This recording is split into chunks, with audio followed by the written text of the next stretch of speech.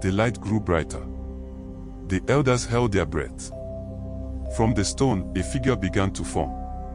Not solid. Not flesh. But not air either. It was made of mist and moonlight. Of memory and shadow. It took the shape of a woman. Tall. Beautiful. Ancient. Her eyes glowed the same green as the stone. Her hair floated around her face like she was underwater. She wore no clothes. But she was covered in patterns. Symbols that moved across her skin like living things. Before we continue, kindly let me know where you're watching from in the comment section. The elders had never seen anything like her. Mama Nena began to shake. Papa Chidi closed his eyes and whispered prayers. Chief Okofor raised his machete. But Namdi put a hand on his arm. Wait, he whispered. Look. Amara was smiling. Not with fear. With joy. She reached up toward the spirit woman. And the spirit woman reached down. Their fingers touched. And when they did, the forest exploded with light. The light was too bright. The elders covered their eyes. But it was too late. When the light faded, the spirit woman was looking directly at them. She saw them. All of them. Hiding in the trees like children. Amara turned slowly. Her face showed no surprise. I told you not to follow me, she said quietly. Her voice was calm. But the elders had the disappointment in it. Chief Okofor stepped forward. He tried to sound brave. We are the elders of Kwenu. We have a right to know what happens in our land. We have a right to protect our people. The spirit woman laughed. It was not a cruel laugh. But it was not kind either. It was the laugh of someone who has lived 1,000 years. Who has seen 1,000 chiefs. Who knows how small humans really are. Your land, the spirit woman said. This forest was old before your great-great-grandfather was born. This stone was here before your village had a name. Udoka, the priest, stepped forward. He knelt immediately. Forgive us, great one. We did not mean to offend. Stand up, the spirit woman said. I am not your God. I am not your ancestor. I am something else. Then what are you? Mama Nena asked. The spirit woman looked at Amara. Amara looked back. Something passed between them. A question. An answer. An agreement. Tell them, the spirit woman said. Amara took a deep breath. She is my mother. The forest was silent. The elders stared at Amara. Your mother is dead, Chief Okofor said. She died in childbirth 24 years ago. We buried her ourselves. You buried her body, Amara said. But you did not bury all of her. Mama Nena's voice was barely a whisper. What does that mean? Amara sat down on the ground. The spirit woman sat beside her. They looked like reflections of each other. One made of flesh. One made of light. My mother's name was Adiz, Amara began. You all knew her. She was born in this village. She grew up here. She was promised to a man from the next village. The elders nodded. They remembered. But she did not love him, Amara continued. She loved someone else. Who? Namdi asked. Amara pointed at the spirit woman. Not someone. Something. My mother came to this forest when she was 16, Amara said. She came to fetch firewood. But she got lost. The sun went down. She was afraid. The spirit woman spoke now. Her voice was like wind through leaves. I found her crying by this stone. She was so young. So beautiful. So full of life. What are you? Papa Chidi asked again. I am a guardian, the spirit woman said. I was placed here long ago to watch over this land. To keep the balance between the world of the living and the world of the spirits. I have no name that humans can pronounce. But Adiz called me Neka. You should have left her alone, Chief Okafor said. Neka's eyes flashed. I did not touch her. I only spoke to her. I only comforted her. I showed her the way home. But she came back, Amara said softly. She came back the next night. And the night after that. She and Neka became friends. Mama Nena shook her head. Spirits and humans cannot be friends. It is not natural. Who decides what is natural? Neka asked. Your ancestors spoke to spirits all the time. They made sacrifices.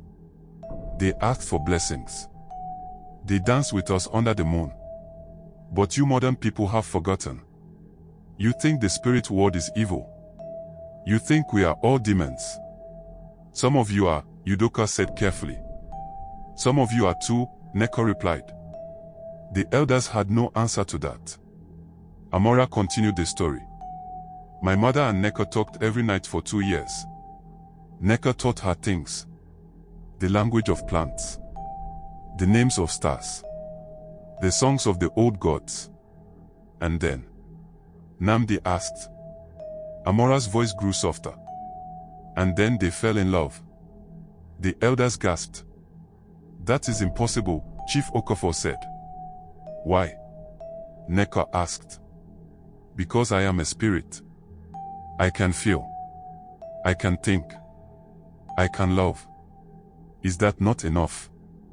But you cannot marry, Mama Nena said. You cannot have children. Neka and Amara looked at each other. We thought the same thing, Neka said. But we were wrong. One night, Amara said, my mother asked Neka a question. She asked, if you were human, would you marry me? I said yes, Neka whispered. And then my mother made a wish on this stone. This stone is old. Older than the village. Older than the forest. It has power. Papa Chidi leaned forward. What kind of power? The power to grant one wish, Neka said. But the price is high. The stone takes something in return. What did it take from Addis? Mama Nena asked. Her future, Amara said quietly. The elders did not understand. My mother wished that she could have a child with Neka. A child that would belong to both the spirit world and the human world. A child that would carry both their blood. But that is, Chief Okafor began. Impossible. Amara smiled. I am standing here, am I not? The elder stared at her. Really looked at her for the first time. Her eyes. Too bright. Too knowing. Her skin. Too smooth. Too perfect. Her presence. Too strong. Too strange. You are. Udoka could not finish.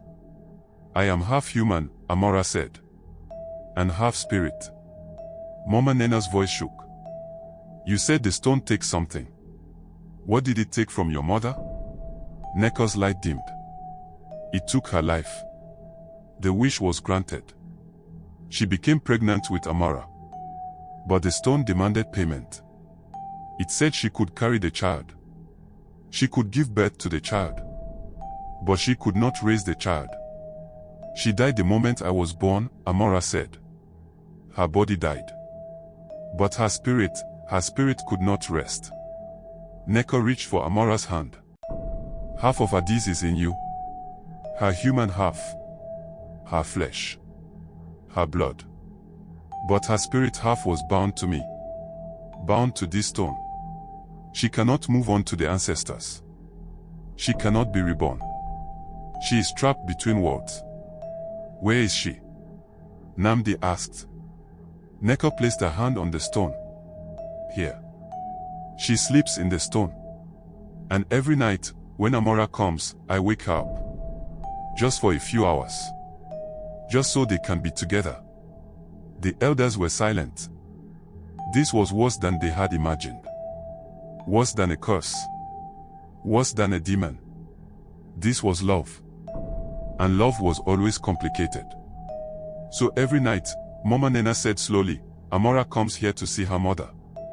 Amara nodded. It is the only time we can speak. The only time I can hear her voice. The only time she can hold me. Why did you not tell us? Chief Okofor asked. Would you have understood? Amara asked. Would you have let me come? Or would you have tried to stop me? Would you have called me a witch? Would you have burned my mother's spirit? The elders looked at each other. They knew the answer. They would have stopped her. But now you have followed me, Amara said. Now you know the truth. And now you must decide. Decide what? Udoka asked. Neko stood. Her light grew brighter. Decide if you will let her continue, or if you will try to break the bond. The forest seemed to hold its breath. Mama Nena stepped closer to the stone. She looked at it carefully. The symbols. The light. The power. If we let her continue, Mama Nena asked, what will happen to the village? Nothing, Neka said. This has been happening for 24 years. Has your village suffered? Have your crops failed? Have your children died? The elders thought about it. Kweno had been peaceful. The harvest had been good. The people had been healthy. If anything, Neka continued, I have protected you. I have kept the dangerous spirits away. I have blessed your land because Adis asked me to. Because she still loves the village she was born in. But if we try to stop it? Chief Okofor asked. Neka's eyes went dark. Then I will stop protecting you. The forest will turn against you. The spirits I have kept away will come. And Adi's spirit will be so filled with grief that she will haunt this village until every living person is gone. The threat was clear. But it was not spoken with anger. It was spoken with sadness. Papa Chidi, who had been silent for a long time, finally spoke. I have a question for Amara. Everyone turned to him. What happens when you die? He asked. You are half spirit. But you are also half human. Where will you go? To the ancestors? To the spirit world? Or will you be trapped like your mother? Amara's face showed pain for the first time. I do not know, she whispered. Neka pulled her close. That is why I want to break the bond, Neka said. I have been trying for 24 years. If I can free Adi's spirit, maybe Amara will be fully human. Maybe she will have a normal life. Maybe she will not be cursed like her mother. Can it be done? Namdi asked. I do not know, Neka admitted. I have tried everything. Songs. Rituals. Sacrifices. Nothing works. The stone will not release her. Papa Chidi walked to the stone. He placed his hand on it. It was warm. Alive. This stone does not want to release her, he said. Because it is lonely. Everyone stared at him. What? Udoka asked. Papa Chidi smiled. The stone is alive. It has consciousness. It has been here for thousands of years with no one to talk to. No one to love it. No one to remember it. When Adis made her wish, the stone finally had company. It finally had a purpose. It does not want to let her go. Then what do we do? Amara asked desperately. Papa Chidi looked at the elders. We must give the stone something else. Something it wants more than Adi's spirit. What could it possibly want? Chief Okofor asked. Papa Chidi's eyes were sad. A new wish. The elders began to argue. No one should make a wish on that stone, Udoka said. Look what it did to Adis. But it might free her, Mama Nena said. Or it might trap someone else, Namdi replied. They argued back and forth.